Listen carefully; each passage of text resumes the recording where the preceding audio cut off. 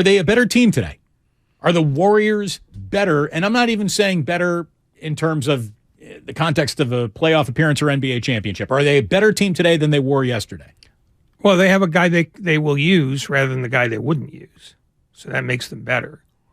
Are they better in relation to the other teams in the West, almost all of whom made at least one kind of player move? I think they probably are now a solid play-in team. I don't see how they end up in the top 6. Well, unless the thing that they traded for today was vibes. I know that sounds ridiculous. But, the kids insist it's vibes.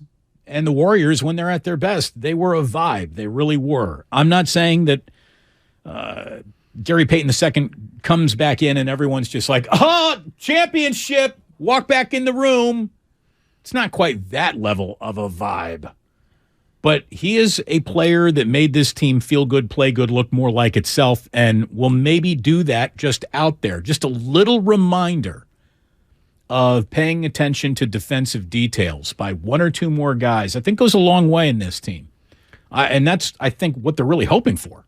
Well, he's a useful piece on a team that hasn't had enough useful pieces. So that right there makes it worthwhile. In terms of the vibe, if it does change, it won't change till Curry comes back. And it certainly sounds like we're talking about minimum the start of March before that happens, which leaves them, I think, with 18 games left. So, they're going to have to ramp up pretty quickly after that. And whatever vibe Payton is bringing has to be replaced by a level of efficiency that the Warriors simply haven't had. And that's a lot to ask of a guy who's going to play eighth guy minutes, because he's not going to all of a sudden get inserted into the starting lineup or play 30 minutes a game. That's not either his function or his skill set. And that's not even what they need. Yeah, but what they need is one more guy who will give them what they expect to get on a regular basis. And they don't have enough of those. Well, that's the thing. And I think that there is a level of trusted agent that comes with this acquisition that, not even Sadiq Bey or OG Anunoby or Jared Vanderbilt, could bring. You're bringing those guys in, and you're hoping that it fits together. They brought in Otto Porter Jr. They thought, man, we really hope that this piece fits. And it did. Eventually. It didn't fit right away. It took them a while to adjust to each other. But it did when it mattered. Is JaMychal Green fitting? More than he was. A little bit more than he was. Is Ty Jerome fitting? Dante DiVincenzo, I think, has turned the corner. He's a guy who fits. And this guy you add him and he fits. You know that. His next Steve Kerr big meeting won't be his first. It'll be his first of this year. So I think that they're really counting on that to just translate into better basketball. Because that's the crazy thing. The Warriors, last night was a prime example. They don't need to be much better than they are. They just need to be a little bit better than they are. One or two actual defensive stops per quarter that you might not have gotten.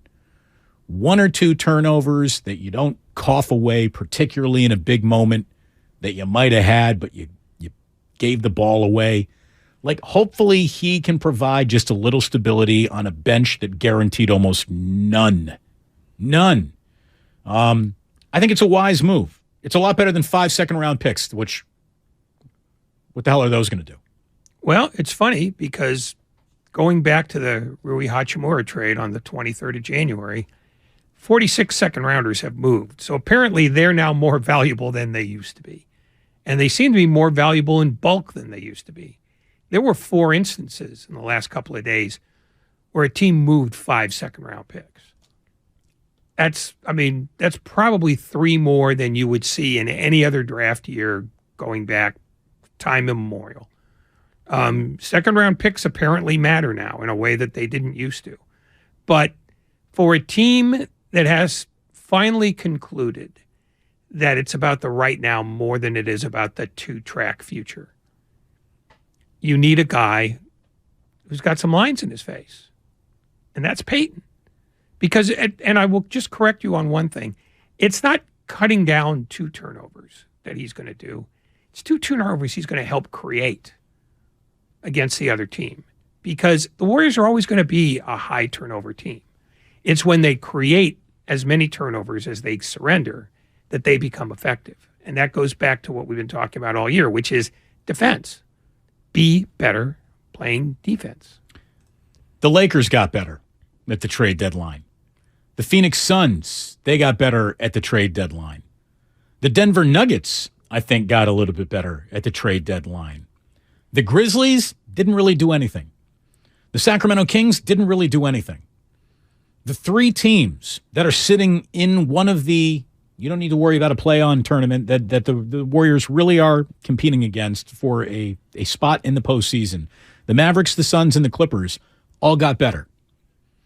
They got an uphill climb in front of them. And giving away games like they gave a game away last night in Portland, just no more of that. I mean, it's just no more of that. You are out of time to decide whether or not you're going to be a good and focused basketball team.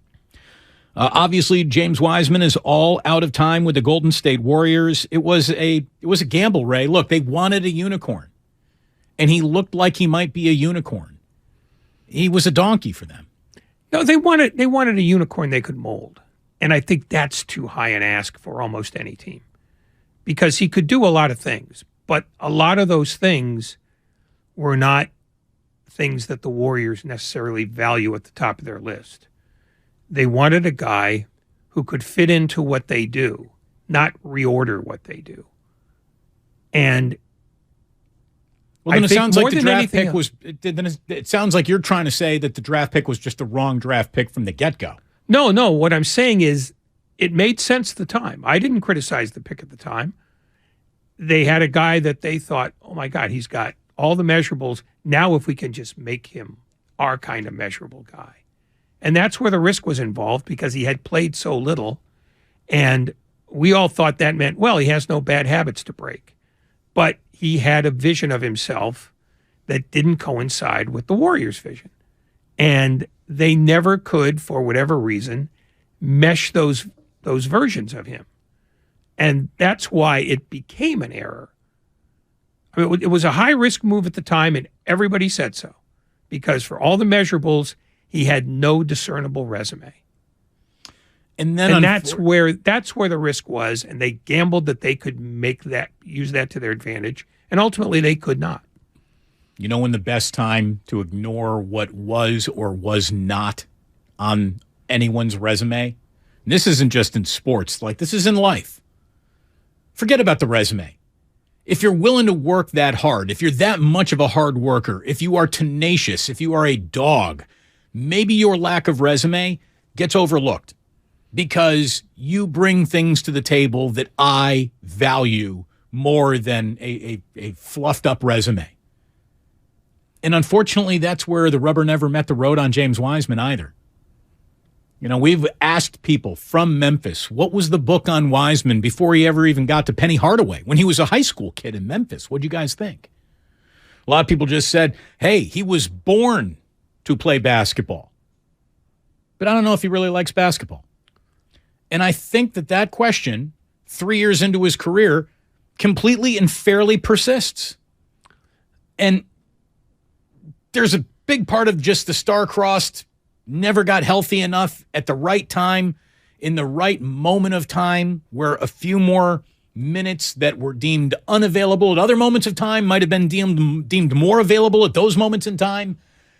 He was always hurt in those moments at times, too. He only played 60 games for the Warriors in 3 years. That's it. 60 games. Ray, of the top 2 picks ever in NBA history to make a debut with the team that drafted them, he played the 4th fewest games ever. Markelle Fultz only played 33 games with the Sixers before they moved on. Purvis Ellison was, what did we go from never nervous Purvis to, what did Danny Ainge call him? Danny Ainge gave him like just a perfect nickname because he was always hurt. Yeah, Out of service Purvis. Out of service Purvis. Thank you very much. That's the best contribution Danny Ainge ever made in the NBA, and I couldn't remember. Out of service Purvis. Purvis Ellison only played 34 games with the Kings before they moved on. Anthony Bennett, who is a massive, massive bust, 52. And here's the thing. Purvis wasn't a bust, and Markelle Fultz is at least playing. Anthony Bennett is a disaster. And is he with the Pistons? Is Anthony Bennett with the Pistons? I don't believe so. Is he with anyone right now? He's just out of the league, fully. But say maybe he and James Wiseman can swap war stories about being disappointed second overall picks. But yeah, Bennett is not. And he was the number one pick in the draft, too. Yes. But yeah, I mean, those are guys who, didn't have really career-altering moments when they got to their next team, although Purvis Ellison was a good player. It sucks that it didn't work out for Wiseman. I do. I felt so bad for him. Even the last time we asked Steve Kerr about this, do they owe it to him to either trade him to go play and have his career somewhere else or see more of what you got? This is from January 21st. I think that's a fair question. One of the things that I tell James from time to time is I feel bad for him because of the circumstances. He's had a tough go with the injuries. The injuries have definitely set him back. But bottom line is he's a really talented young guy playing on a veteran team. So he's in a situation where he's not getting as many reps and as much playing time as he would in a different set of circumstances. Had he been drafted by a different team, he'd be getting more opportunities for sure. And that's part of his story. That's part of his journey. And what I love about James is he understands that and recognizes it and continues to keep a positive spirit and energy. And he works hard every single day. And he's wonderful to coach. So as I've said many times, I'm a huge fan. And however this plays out, we don't know, but I hope I get to continue to coach him, and I hope that he can develop here and get more opportunities as we go forward. Very diplomatic answer from Steve Kerr, as you can expect. Ray, maybe the reason why he wasn't playing down the stretch is because they just knew straight up we are going to trade him come hell or high water, even if it's only a salary dump for a collection of second rounders. We're doing it, and the last thing we need is him getting hurt in a throwaway game before the deadline, which we didn't really want to play him, but we did. And what do you know? He gets freaking hurt in that. Now we're stuck. Oh, I'm sure if they had made up their mind yesterday, they would have basically said, "We have some." They would have told him probably, "We got something that might be working for you, so don't plan on playing tonight." So John Hollinger kind of broke this down a couple days ago. By the way, if you want to know who's really good at predicting what might happen in the NBA trade deadline, today's a good day to read articles from 4 or 5 days ago. See who was on it. See who was on to what might happen. And I'm not saying you need to be 100% accurate in your predictions of what could happen in a wide open trade deadline where you didn't know who was really going to be a buyer or a seller or whatever. But were you on to the way teams go about conducting business or thinking? And let me tell you, this John Hollinger guy, he was all over this, Ray. John Hollinger said, an unprecedented 10 teams are in the luxury tax this year. Boston, Brooklyn, Dallas, Denver, Golden State, the Clippers, the Lakers, the Bucks, the Sixers, and the Phoenix Suns. That's not all, though. 3 other teams, Atlanta, Miami, and New Orleans, aren't in the tax this year, but somehow, some way have already put themselves over the tax line for next year. James Wiseman represents $9.6 million this season and $12.2 million next year, meaning that, teams like San Antonio, Detroit, Utah, Indiana that are so far under the tax, they could have actually traded for him without sending anything back. But such a transaction, why would you want to make a deal with anyone where you're getting nothing in return was, kind of the premise he's working off of there. And he said, well, such a transaction, if you were just to trade him for nothing in return, it would save the Warriors about $51 million in salary and tax this year, an estimated $85 million in salary and tax next year, for a total of $131 million in savings to dump off a guy who rarely plays. So I think that was going to happen no matter what. They would trade him for nothing. Yeah, that's true. Just to get some tax relief. And that will annoy people who believe that he didn't get enough of a look. But this is a hard business. It's a hard business. And here's the thing, and the flexibility that you might have said that this, that they're punting on or not committing to now allows them to have a little bit more flex to future plans. Like, this is not the last season of Warriors basketball. True or false? False. I think if they don't win it all this year, they're folding. That's it? They're just going to, that's done. All right, bring out the bulldozer, just demolish Chase. Oh, no, they could turn it into like a gigantic Chuck E. Cheese. Yeah. Who doesn't love a ball pit the size of an NBA arena? Absolutely. I mean, it would take about 480 million balls, but it'd be worth a go. I mean, just what you're saving on NBA tax dollars, you could afford all those plastic balls. The whole point is that this isn't the last year the Warriors are going to be doing business. And James Wiseman would add a level of bottom line business to their business that might have prevented them from doing even more business down the road. That's not enough business for my liking that comes out of this today, translates into more options in the future. And this is not the last year of Steph Curry. No, see, that's the other thing, is that if there is a criticism to be made of Joe Lacob and Bob Myers, it's that I think they hurried this two-timeline thing into existence. You didn't have to put it that way. You just say, well, this is the part of a transition that's going to come over years. We don't have to start showing you two tracks today. And I think the way that the young guys have been used largely shows that they haven't done that. But they announced it as though it was going to happen. And I think in that way they got over their skis, and people expected, well, how's Moses Moody going to learn if he doesn't get to play? Well, you don't get to play if you don't show that what you've learned. I mean, it literally is keeping the horse in front of the cart. You don't get given minutes on a good team. You have to earn them.